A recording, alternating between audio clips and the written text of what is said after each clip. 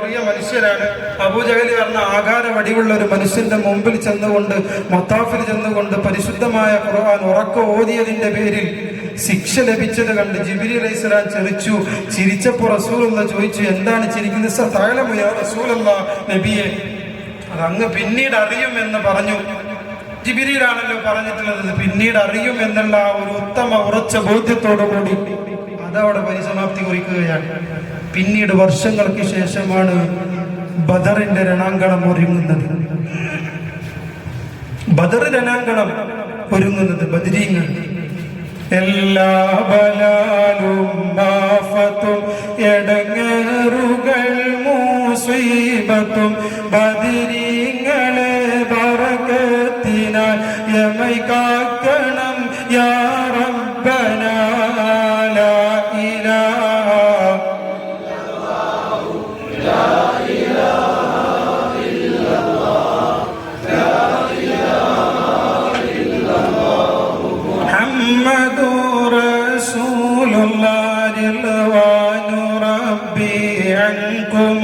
يا أهل بدر منكم نرجو نجاة نكرم كونوا لنا يا هودنا.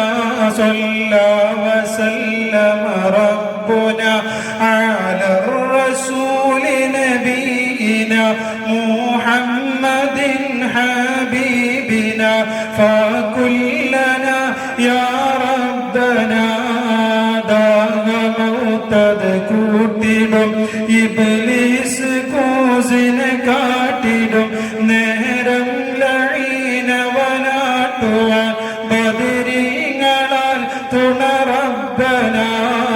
ലാ ഇലാഹ ഇല്ലല്ലാഹു ലാ ഇലാഹ ഇല്ലല്ലാഹു മുഹമ്മദുർ റസൂലുള്ളാഹ്. വർഷങ്ങൾ കഴിഞ്ഞതിന് ശേഷമാണ് ബദർ രണാങ്കണം ഒരുങ്ങുന്നത്. പ്രിയപ്പെട്ടവരെ, ബദറിന്റെ രണാങ്കണം എന്ന് പറയുന്നത് ഒരു നിർണായകമായ യുദ്ധമായിരുന്നു. അവിടെ എങ്ങാനും ബദറിൽ വെച്ചുകൊണ്ട് മുസ്ലിം സൈന്യം പരാജയപ്പെടുകയാണെങ്കിൽ പരിശുദ്ധമായ ദീൻ ഈ ഭൂമി ലോകത്ത് പിന്നെ ഒരിക്കലും ഉണ്ടാവുകയില്ല. അതാണ് മുത്തുനബി ബദർ യുദ്ധം തുടങ്ങുന്നതിന് മുമ്പ് ദുആ ചെയ്തത്, അല്ലാഹുവേ ഒരു കൊച്ചു സംഘത്തെ ഇവിടെ വെച്ചെങ്ങാനും നീ പരാജയപ്പെടുത്തിയാൽ ഫലാ തുഅബദു അലൽ അർളി അബദാ, പിന്നെ ഒരിക്കലും ഈ ഭൂമി ലോകത്ത് നിന്നെ ആരാധന ചെയ്യാൻ ഒരു മനുഷ്യൻ പോലും ഈ ഭൂമി ലോകത്തുണ്ടാവുകയില്ല എന്ന് അല്ലാഹുവിന്റെ നബി മുഹമ്മദ് മുസ്തഫ സ്വല്ലല്ലാഹു അലൈഹി വസല്ലം തങ്ങൾ ദുആ ചെയ്തത്. പ്രിയപ്പെട്ടവരെ, ബദറിന്റെ രണാങ്കണം ഒരുങ്ങുന്നതിന് മുമ്പ് നബി സല്ലല്ലാഹു അലൈഹി വസല്ലം തങ്ങൾ ഉത്ബത്ത് ഇവിടെ വീഴും, ശൈബത്ത് ഇവിടെ വീഴും, അബൂജഹൽ ഇവിടെ വീഴും, ഓരോരുത്തരും യുദ്ധത്തിൽ വെട്ടേറ്റ് മരിച്ചു വീഴുന്ന ശവപ്പറമ്പായി കിടക്കുന്ന ബദറിന്റെ രണഭൂമിയെ കുറിച്ച് ഹബീബായ മുത്തുനബി സല്ലല്ലാഹു അലൈഹി വസല്ലം തങ്ങൾ സ്വഹാബത്തിന് പറഞ്ഞു കൊടുക്കുകയുണ്ടായി. ആ ഒരു സംഭവത്തിലേക്ക് ഞാൻ വരട്ടെ. ഇബ്നു മസ്ഊദ് റളിയല്ലാഹു തആല അൻഹു കരണഭാഗത്തേക്ക് അടികിട്ടി മുറിവേറ്റ സങ്കടം പറയുമ്പോ ജിബ്രീൽ അപ്പുറത്ത് നിന്ന് ചിരിക്കുമ്പോ സതഅലമു യാ റസൂലല്ലാഹ്, നബിയേ അങ്ങത് പിന്നീട് അറിയുമെന്ന് പറഞ്ഞതിന്റെ പശ്ചാത്തലത്തിലേക്ക് നിങ്ങളുടെ ശ്രദ്ധ ക്ഷണിക്കുകയാണ്. ബദറിന്റെ അവസാനത്തിലേക്ക് എത്തിപ്പെട്ടിട്ടുണ്ട്. പ്രിയപ്പെട്ടവരെ, യുദ്ധമൊക്കെ അവസാനിച്ചു പോയിട്ടുണ്ട്. ഏകദേശം എല്ലാം കാര്യങ്ങളൊക്കെ തീരുമാനമായിട്ടുണ്ട്. ബദരീങ്ങൾ 313 പേരടങ്ങുന്ന ബദരീങ്ങൾ വലിയൊരു വിജയാഹ്ലാദത്തിലേക്ക് നീങ്ങിക്കൊണ്ടിരിക്കുമ്പോ അതാ ഓരോ അവിശ്വാസികളുടെ ഭാഗത്തു നിന്നും വെട്ടേറ്റും കുത്തേറ്റും കൊണ്ട് ഓരോ ഭാഗത്തും ചിന്നിച്ചിതറിക്കിടക്കുന്ന ഓരോ ആളുകളെയും ഇങ്ങനെ നോക്കുകയാണ്. അങ്ങനെ അബൂജഹൽ അവിടെ കിടക്കുന്നു എന്നറിയാൻ വേണ്ടി ബഹുമാനപ്പെട്ട സയ്യിദുനാ ഇബ്നു മസ്ഊദ് റളിയല്ലാഹു അൻഹുവിനെ വിളിച്ചുകൊണ്ട് ഹബീബായ മുത്തുനബി സല്ലല്ലാഹു അലൈഹി വസല്ലം തങ്ങൾ പറയുകയാണ്, ഇബ്നു മസ്ഊദ്, ബദറിന്റെ ഇന്നാലിന്ന സ്ഥലത്ത് കിടക്കുന്നുണ്ടാകും അബൂജഹൽ, നീ ഒന്ന് പോയി നോക്കണമെന്ന് പറയുമ്പോ അതാ ഇബ്നു മസ്ഊദ് സന്തോഷത്തോടെ ആവേശത്തോടെ ശരീരം കൊണ്ട് എന്തുകൊണ്ടും ബലമുള്ള ബഹുമാനപ്പെട്ട ഇബ്നു മസ്ഊദ് റളിയല്ലാഹു തആല അൻഹു ആണെങ്കിലും ചെറിയൊരു കുറിയ മനുഷ്യനാണ്. സഹാബികളുടെ കൂട്ടത്തിൽ ഏറ്റവും ഉയരം കുറഞ്ഞ മനുഷ്യനെ വിടുകയാണ്. ഈ വലിയ ഒരു മനുഷ്യനായ അബൂ ജഹലിന്റെ അടുത്തേക്ക് അതാ കുറച്ചങ്ങ് ബദറിന്റെ രണഭൂമിയിലൂടെ നടന്നു നീങ്ങുമ്പോൾ അപ്പുറത്തുനിന്നൊരു ഞെരുക്കൽ ഇങ്ങനെ കേൾക്കുന്നുണ്ട്, ഒരു ഞെക്കലും ഞെരുക്കലും കേൾക്കുന്നുണ്ട്. ആ ഭാഗത്തേക്ക് ചെല്ലുമ്പോ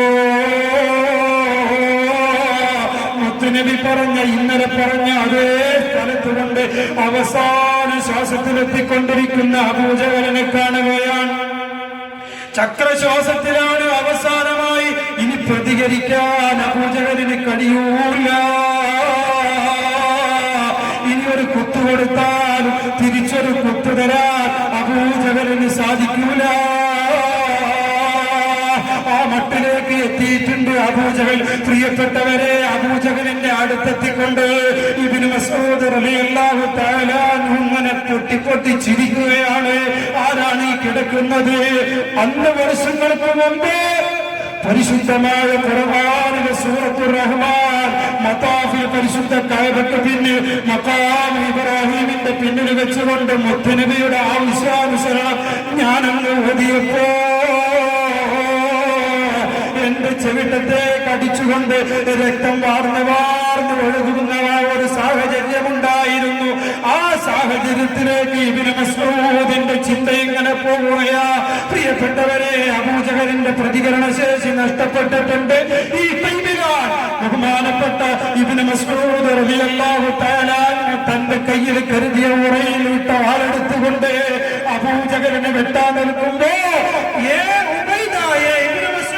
എന്നെ നീ വെട്ടരുത് എന്ന് അബൂജഹൽ പറയുന്നത് എന്തേ ജഹലേ? പ്രിയപ്പെട്ടവരെ, അബൂജഹലിന്റെ കിബിറിന്റെ കാഠിന്യം എത്രയാണെന്ന് അവസാന നിമിഷമോടും അബൂജഹൽ തെളിയിക്കുകയാണ്. അബൂജഹൽ പറയുന്നു, ഉബൈദ എന്നെ നീ വെട്ടരുത്. കാരണം എന്താ? നിന്റെ വാള് പൊട്ട വാളാണ്. ഞാൻ മുഹമ്മദിനെ വകവരുത്ത കയ്യിൽ കരുതിയ വിശത്തിലൂട്ടപ്പെട്ട മക്കാ ഖുറൈശികൾ അഭിമാനത്തോടുകൂടി കൊണ്ടു നടക്കുന്ന ഒരു വാള് എന്റെ അരക്കുള്ളിൽ നിന്റെ ഉറയുടെ ഉള്ളിലുണ്ട് ഉബൈദ. ആ വാള് നീ എടുക്കണം. എന്നിട്ട് എന്റെ ശിരസ് നീ ഭേദിക്കുകയാണല്ലോ. എനിക്കത് മനസ്സിലായിട്ടുണ്ട്. എന്റെ അവസാനമായ ഒരു അഭിലാഷമാണ്. അത് നീ പൂവണിയിപ്പിക്കണം. ഇബ്നു മസ്ഊദ് ചോദിച്ചു, എന്താണ് ജഹലേ? എന്താണ് നിന്റെ അവസാന ആഗ്രഹം എന്ന് ചോദിക്കുമ്പോ കിബിർ കൊണ്ട് നിറഞ്ഞു പൊന്തുന്ന അബൂജഹൽ അവസാന ചക്രശ്വാസം വലിക്കുമ്പോൾ അബൂജഹൽ ലഅനത്തുല്ലാഹി അലൈഹി, ഈ ഉമ്മത്തിന്റെ ഫിർഔനാവുന്ന അബൂജഹൽ ലഅനത്തുല്ലാഹി അലൈഹി അതാ ഇബ്നു മസ്ഊദ് റളിയല്ലാഹു തആല അൻഹുവിനോട് പറയുന്നു, ഇബ്നു മസ്ഊദേ, അവസാനമായി എനിക്ക് പറയാനുള്ളത് നിന്റെ വാള് മാറ്റിവെക്ക്. എന്റെ കരയിൽ കിടക്കുന്ന ഉറയിലോട്ടപ്പെട്ട ഉറയിലുള്ള വിശക്കിലോട്ടപ്പെട്ട വാളെടുക്ക്. എന്നിട്ട് എന്റെ കഴുത്ത് നീ ഛേദിക്കുമ്പോ കുറച്ചങ്ങ് നീട്ടി മുറിക്കണം. അല്ലാതെ കഴുത്തിന്റെ അറ്റം നോക്കിക്കൊണ്ട് അന്നനാളം നോക്കിക്കൊണ്ട് നീ മുറിക്കാതെ കുറച്ച് നീട്ടി മുറിക്കണം. നീട്ടി മുറിക്കുന്നത് എന്തിനാണെന്നറിയുമോ? നീട്ടി മുറിക്കുന്നത് എന്തിനാണെന്നറിയുമോ എന്ന് പറഞ്ഞുകൊണ്ട് ഇബ്നു മസ്ഊദ് റളിയല്ലാഹു തആലയോട് പറഞ്ഞു കൊടുക്കുകയാണ്, നിന്റെ നേതാവ് മുഹമ്മദ് മുസ്തഫ സല്ലല്ലാഹു അലൈഹി വസല്ലമ തങ്ങളുടെ മുമ്പിൽ കൊണ്ടുപോയി ഈ തലയിട്ട് വെക്കുമ്പോ ആ തലങ്ങനെ വളരെ ഗാംഭീര്യത്തോടുകൂടി മുഹമ്മദിന്റെ മുമ്പിൽ നിൽക്കാനാണ് ഞാൻ ആഗ്രഹിക്കുന്നത്. ഇത് എന്റെ അവസാന അഭിലാഷമാണ്. ഇത് എന്റെ അവസാന അഭിലാഷമാണ്. അതുകൊണ്ട് എനിക്ക് നിറവേറ്റി തരണം. ഇബ്നു മസ്ഊദ് റളിയല്ലാഹു തആല അൻഹു അന്ത്യാഭിലാഷമാണല്ലോ, അതുകൊണ്ട് നിറവേറ്റണമല്ലോ എന്നുള്ള ആ ഒരു ബോധ്യത്തോടുകൂടി അബൂജഹലിന്റെ അരയിൽ കിടക്കുന്ന ആ വാളെടുത്തുകൊണ്ട് അതാ ഈ ഉമ്മത്തിന്റെ ഫിർഔനാണ് എന്ന് ഹബീബായ സയ്യിദുനാ റസൂലുള്ളാഹ് സല്ലല്ലാഹു അലൈഹി വസല്ലം തങ്ങളെ വിശേഷിപ്പിച്ച അബൂജഹലിന്റെ വകവരുത്താൻ പോവുകയാണ്. അബൂജഹൽ പറഞ്ഞതുപോലെ കഴുത്തൽപ്പം നീട്ടിമുറിക്കുകയാണ്. എന്നിട്ട് മുറിച്ചതിന് ശേഷം ആ ശിരസ് എടുത്തപ്പോ കുറിയനായ ഇബ്നു മസ്ഊദിനെ പൊന്തുന്നില്ല, ഭാരം കൊണ്ട് എടുക്കാൻ കഴിയുന്നില്ല. അപ്പൊ എന്താണ് ചെയ്തതെന്നറിയുമോ പ്രിയപ്പെട്ടവരെ? ഏറ്റവും വലിയ പളങ്ക് പോലെയുള്ള ഡ്രസ് അടിച്ചുകൊണ്ട് ബഹുമാനപ്പെട്ട സയ്യിദുനാ റസൂലുള്ളാഹി സ്വല്ലല്ലാഹു അലൈഹി വസല്ലം തങ്ങളെയും സ്വഹാബത്തിനെയും വകവരുത്തണമെന്ന അതിഥ്യായ മോഹത്തോടും ആഗ്രഹത്തോടും അഭിലാഷത്തോടും കടന്നു വന്ന അബൂജഹലിന്റെ പളപളാ മിന്നുന്ന തുണിക്കഷ്ണം ഇങ്ങോട്ട് ചീന്തിക്കൊണ്ട് അബൂജഹലിന്റെ ചെവിക്കൊരു ഓട്ടകുത്തിക്കൊണ്ട് ഒരു തുണയിട്ടുകൊണ്ട് അബൂജഹലിന്റെ ചെവിയിൽ ഈ തുണിക്കഷ്ണം കോർത്തുകൊണ്ട് കെട്ടിക്കൊണ്ട് അതാ ബദറിന്റെ രണഭൂമിയിലൂടെ വലിച്ചുകൊണ്ട് ഇലാ ഹളറത്തി റസൂലില്ലാഹ്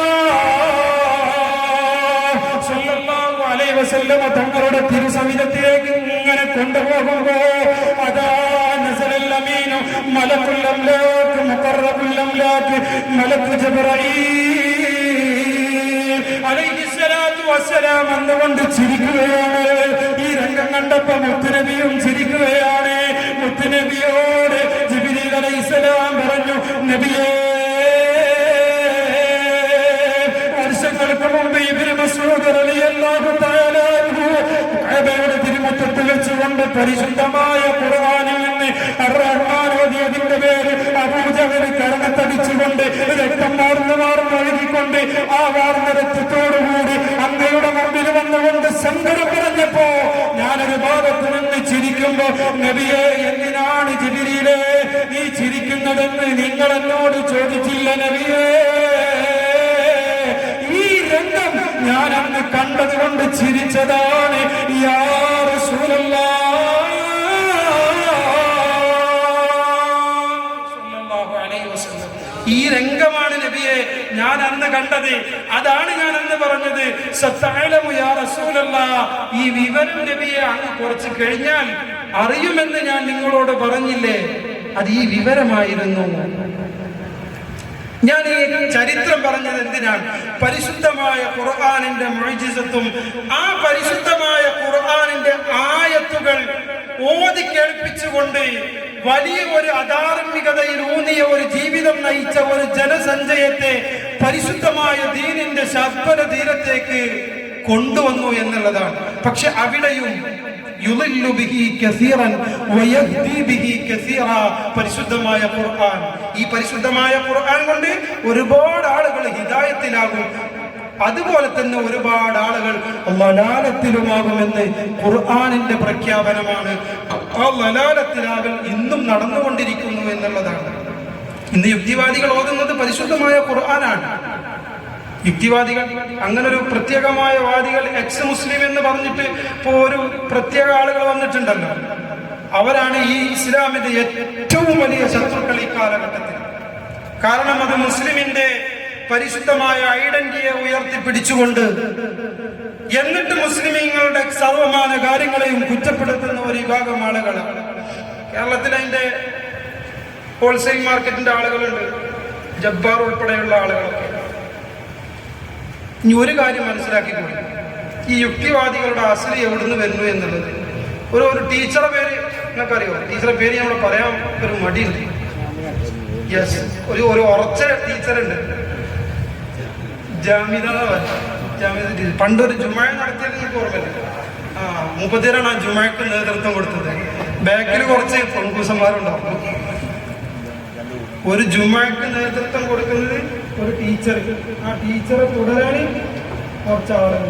അവരൊക്കെ അതിൻ്റെ ആളുകൾ ഇപ്പം നമ്മളിപ്പോ ഈ പറഞ്ഞ വിഭാഗത്തിൽപ്പെട്ട ആളുകളാണ്. ഇവരെവിടുന്നാണ് റിക്രൂട്ട് ചെയ്യുന്നത്? തനി വഹാബിസത്തെന്നാണ്. പറയാതിരിക്കാൻ നിർവാഹമല്ല, വസ്തുനിഷ്ഠമായ കാര്യങ്ങൾ, വസ്തുത അങ്ങനെയാണ്, അങ്ങനെ തന്നെയാണ്.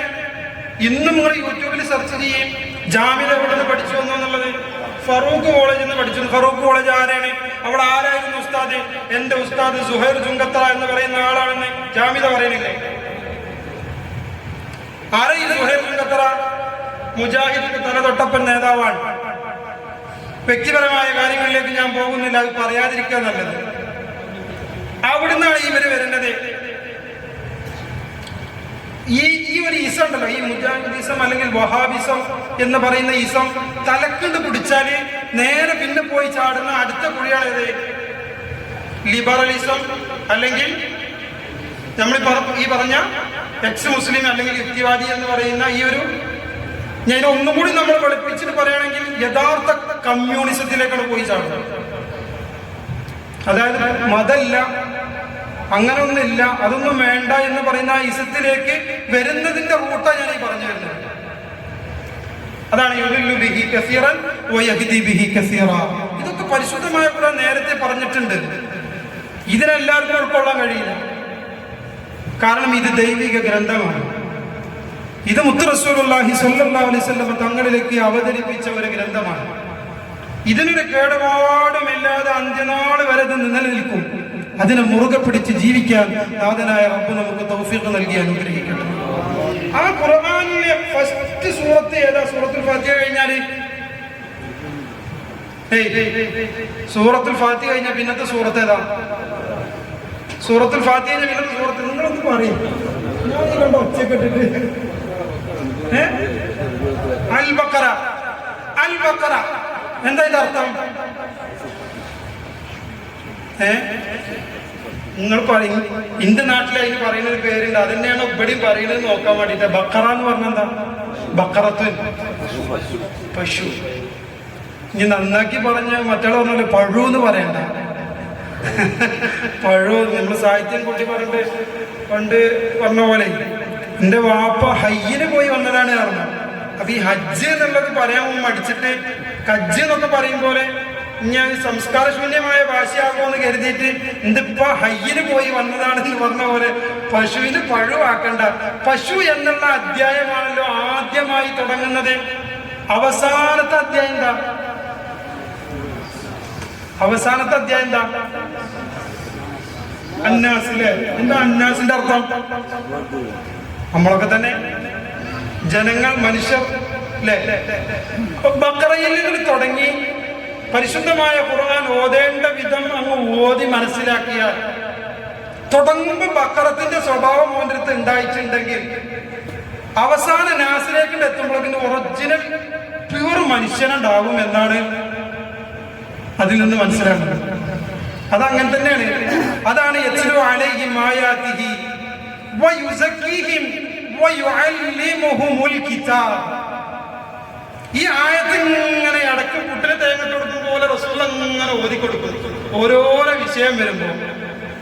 ഇപ്പൊ നേരത്തെ നമ്മൾ പറഞ്ഞു ദിഹിയത്തുൽ ഖൽബിയുടെ സംഭവം പറഞ്ഞു.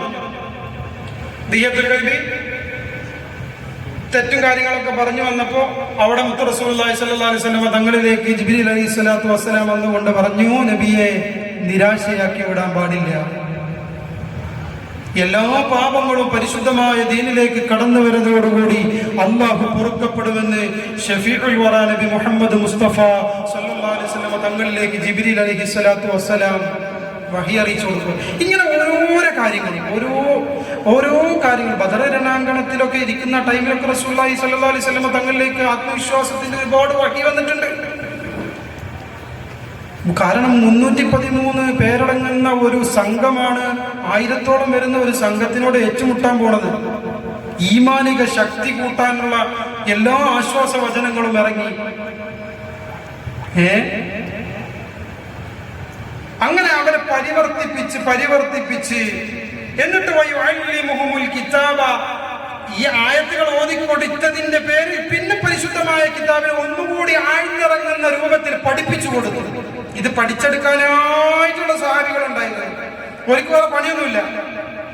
സ്വഹാബികൾക്ക് വേറെ പണിയില്ലാതെ പരിശുദ്ധമായ ഖുർആനും റസൂലുള്ളാഹിയുടെ ഹദീസും മാത്രം പഠിച്ചെടുക്കാൻ വേണ്ടി മദീനത്തെ പള്ളിയിൽ പ്രത്യേക ഒരു വിഭാഗമാണ് അഹ്ലുസ് സുഫത്തിന്റെ ആളുകൾ എന്ന് അവർക്ക് പറയാം.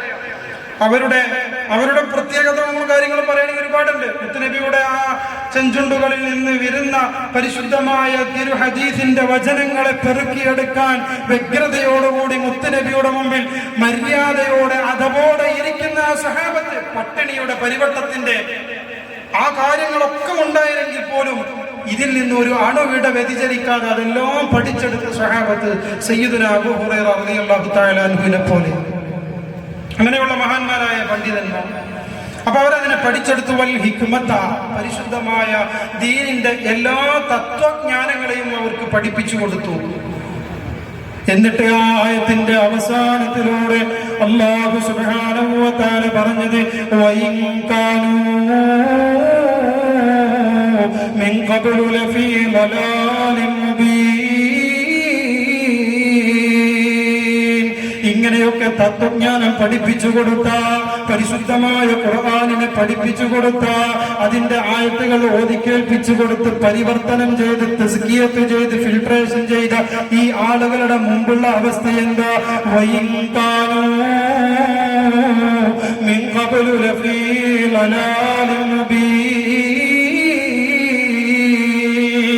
അവരൊക്കെ ഇതിനു മുമ്പ് വ്യക്തമായ വഴികേടിലായിരുന്നു എന്ന് പരിശുദ്ധമായ ഖുർആനിലൂടെ അല്ലാഹു സുബ്ഹാനഹു വ തആല പറയുമ്പോൾ, പ്രിയപ്പെട്ടവരെ, എന്തെല്ലാം കാര്യങ്ങൾ നമ്മുടെ ജീവിതത്തിൽ മാറ്റിത്തിരുത്തലുകൾക്ക് വിധേയമാക്കപ്പെടേണ്ടതുണ്ട്. നമ്മൾ ചിന്തിച്ചിട്ടുണ്ടോ പ്രിയപ്പെട്ടവരെ? നമ്മളിൽ വരുന്ന ഹറാമുകളെ സംബന്ധിച്ച്, ഹലാലിനെ സംബന്ധിച്ച് മുത്തുനബി നമ്മളോട് എന്തൊക്കെ അരുതായ്മകൾ പറഞ്ഞതിനെ മാറ്റി നിർത്താൻ പറഞ്ഞിട്ടുണ്ട്. അത് നമ്മുടെ ജീവിതത്തിൽ വരുന്നുണ്ടെങ്കിൽ നമ്മുടെ ഈ പരിശുദ്ധമായ റബീഉൽ അവ്വലിന്റെ ഈ മീലാദാഘോഷവുമായി ബന്ധപ്പെട്ട ഈ പരിപാടിയോടുകൂടി നമ്മുടെ ജീവിതത്തിലും ഒരു പരിവർത്തനം വേണം. അല്ലാഹു നമുക്ക് തൗഫീഖ് നൽകി അനുഗ്രഹിക്കട്ടെ. ഈ ലക്ഷദ്വീപ് എന്ന് പറയുന്ന ഈ മഹാപ്രപഞ്ചത്തിലെ ഒരു മൂലയിൽ, ഒരു ചുറ്റുനാഥ് ദ്വീപിൽ ഈ മുനവ്വിറുൽ ഇസ്ലാം മദ്രസയുടെ തിരുമുറ്റത്ത് ഒരുമിച്ച് കൂടിയ നമ്മൾക്ക് ഓരോരുത്തർക്കും ഉത്തരവാദിത്തങ്ങളുണ്ട്. നമ്മുടെ മക്കളുടെ ഉത്തരവാദിത്തം നാളെ പടച്ചിറപ്പിന്റെ മുമ്പിൽ കൈകെട്ടി മറുപടി പറയേണ്ടവരാണ് നമ്മൾ. നമ്മുടെ ജീവിതത്തിൽ കഴിയുന്ന, നമ്മുടെ കീഴിൽ കഴിയുന്ന നമ്മുടെ ഭാര്യയുടെ ഉത്തരവാദിത്തം നമ്മുടെ തലക്ക് മുകളിലുണ്ട്. നമ്മുടെ അണ്ടറിൽ കഴിയുന്ന ആരൊക്കെയുണ്ടോ അവരെ കുറിച്ചൊക്കെ നാളെ പടച്ചിറപ്പ് വംശതയിൽ നമ്മോട് ചോദിക്കുമ്പോ, പ്രിയപ്പെട്ടവരെ, വ്യക്തമായി കൃത്യമായി ബോധ്യത്തോടെ മറുപടി പറയണമെങ്കിൽ അല്ലാഹു വിലക്കിയതിനെ തൊട്ട് ഈ പറയപ്പെട്ട ആളുകളെ വിലക്കാനും, അല്ലാഹു എടുക്കാൻ പറഞ്ഞതിനെ മുഴുവനും ഈ പറയപ്പെട്ട ആളുകളെ കൊണ്ട് എടുപ്പിക്കാനും നമ്മൾ ഓരോരുത്തരും ബാധ്യസ്ഥരാണ്. അല്ലെങ്കിൽ നാളെ പടച്ചിറപ്പ് കത്തിയാളെന്ന നരകമെന്ന നരകത്തിന്റെ വിറകുകൊള്ളികളായി നമ്മെ മാറ്റിയേക്കാം. അല്ലാഹു നമ്മെ കാത്തുരക്ഷിക്കട്ടെ. നേരത്തെ ഞാൻ പറഞ്ഞുവല്ലോ, അന്നത്തെ ആളുകൾ വെറും സ്ത്രീലമ്പടന്മാരായിരുന്നു. പ്രിയപ്പെട്ടവരെ, അവിഹിത ബന്ധത്തിലൂടെ അവർക്ക് പ്രത്യേക വൈവാഹിക ജീവിത ബന്ധമുണ്ടായിരുന്നില്ല. കണ്ടവരൊക്കെ വ്യഭിചരിക്കാനുള്ള ലൈസൻസ് ഉണ്ടവർക്ക്, ആരും ചോദിക്കാൻ വരില്ല. എന്ത് വേണമെങ്കിലും അവർക്ക് ചെയ്യാം, എന്ത് വേണമെങ്കിലും ഭോഗിക്കാം, ഭുജിക്കാം, കഴിക്കാം, കുടിക്കാം, ചിന്തിക്കാം, എല്ലാം നിരക്കും അവർക്ക് ജീവിക്കാം. അങ്ങനെയുള്ള ആളുകളിലേക്ക് മുത്തുനബി സല്ലല്ലാഹു അലൈഹി വസല്ലമ തങ്ങൾ വന്നുകൊണ്ട് പരിശുദ്ധമായ ഖുർആൻ ഓതിക്കൊടുക്കുകയാണ്. ലാ തഖറബു സിനാ, നിങ്ങൾ വ്യഭിചാരത്തിലേക്ക് അടുക്കുക പോലും ചെയ്യരുത്, വ്യഭിചാരത്തിലേക്ക് അടുക്കുക പോലും ചെയ്യരുത്. ഇന്നഹു കാന ഫാഹിഷ, അത് മ്ലേച്ഛമായ പ്രവർത്തനമാണ്. മുത്തുനബി സല്ലല്ലാഹു അലൈഹി വസല്ലമ പരിശുദ്ധമായ ഖുർആൻ ഓതി കേൾപ്പിച്ചുകൊണ്ട് വ്യഭിചാരത്തിലൂടെ ജീവിതം മുന്നോട്ട് കൊണ്ടുപോയ ഒരു ജനസമൂഹത്തെ മുത്തുനബി പരിശുദ്ധമായ ദീനിലേക്ക് കൊണ്ടുവരികയാണ്. പ്രിയപ്പെട്ടവരെ, മുത്തുനബിയുടെ ഹദീസ് എത്ര മനോഹരമാണ്! എന്തെല്ലാം ഹദീസുകൾ വ്യഭിചാരവുമായി ബന്ധപ്പെട്ട് മുത്തുനബി നമ്മെ പഠിപ്പിച്ചിട്ടുണ്ട്.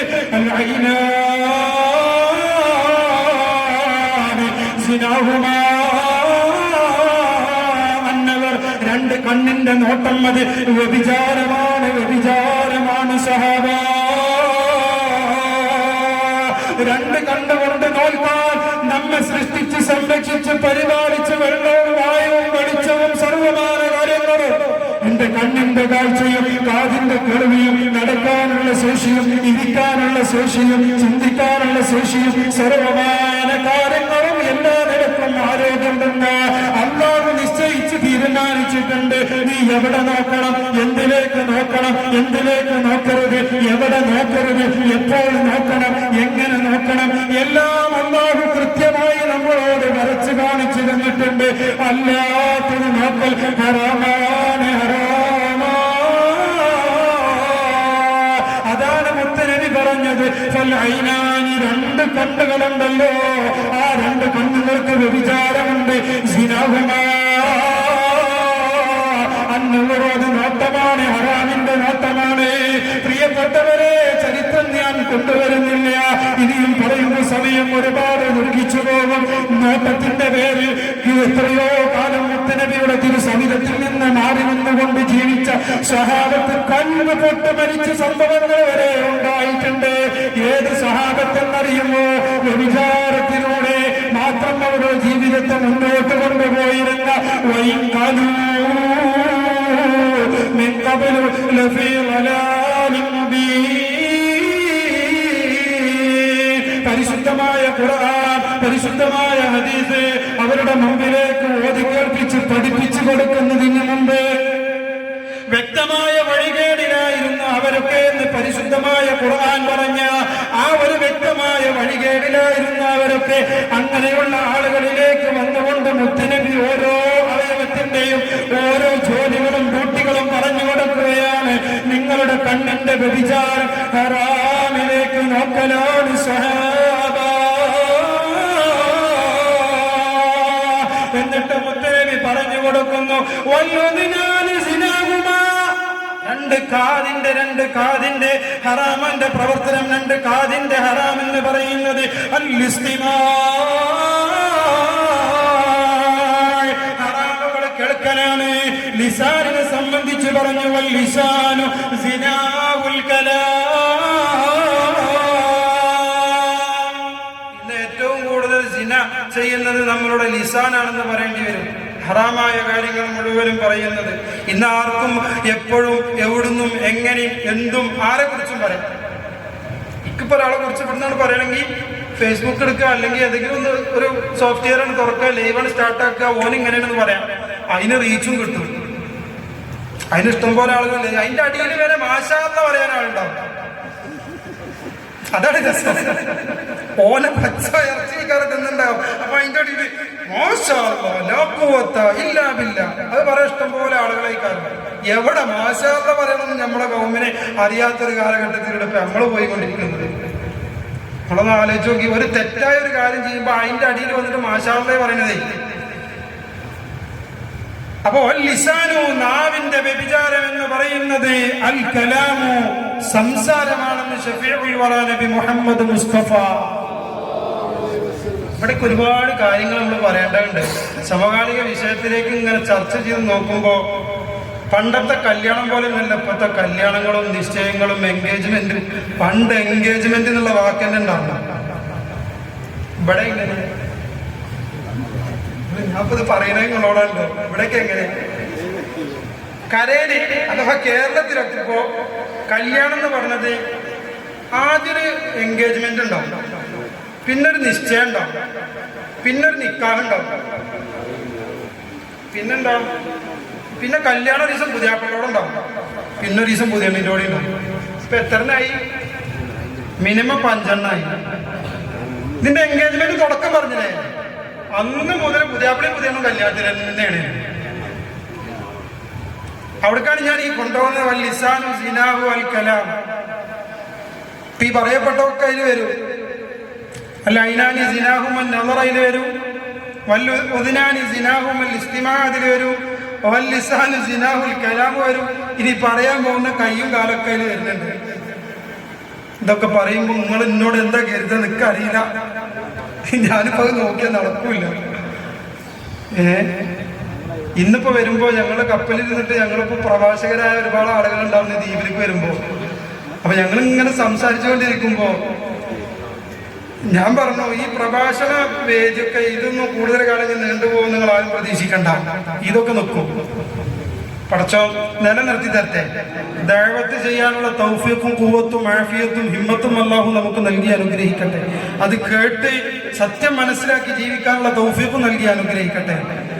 കാരണം ഇന്ന് ജനങ്ങൾ എന്താണോ ആഗ്രഹിക്കുന്നത് നമ്മൾ പറഞ്ഞു കൊടുക്കുന്നത്. എൻ്റെ ഒപ്പമുള്ള മറ്റു ഉസ്താദുമാർ ഞങ്ങളിങ്ങനെ ചർച്ച ചെയ്യാണ് ഈ വിഷയവുമായി ബന്ധപ്പെട്ട്.